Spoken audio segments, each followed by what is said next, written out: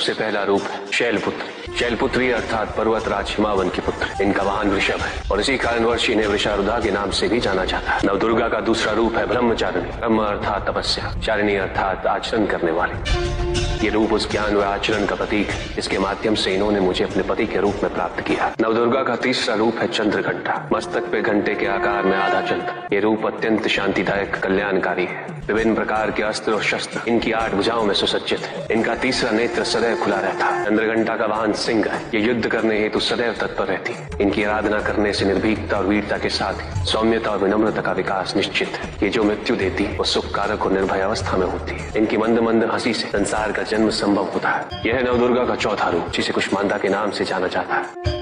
अष्टभुजा, शस्त्रधारिणी, व्याघ्रवाहिनी, हिरण्यवर्णा केवल यही है जो सूर्य के भीतर लोक में वास करती है। 10 दिशाएं इन्हीं से आलोकित है। जिनकी कृपा से मूर्ता विज्ञान सागर में परिवर्तित हो जाती है वो है स्कंद माता अर्थात तुम्हारी माता। नवदुर्गा का 5वां रूप सिंह वाहिनी और इनकी उपासना द्वारा मोक्ष का मार्ग सुलभ होता है। जिस रूप में इन्होंने महिषासुर का वध किया वो कात्यायनी कहलाता है।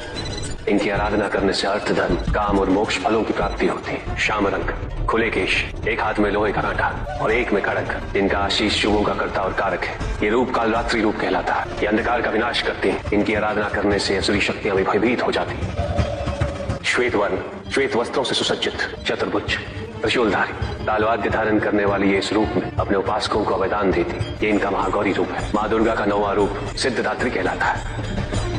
प्रकम्य, अशित्व, ये 8 सिद्धियां केवल इन्हीं की कृपा से प्राप्त हो सकती है। मेरा अर्धनारीश्वर रूप इनके सिद्धदात्री रूप की ही देन है।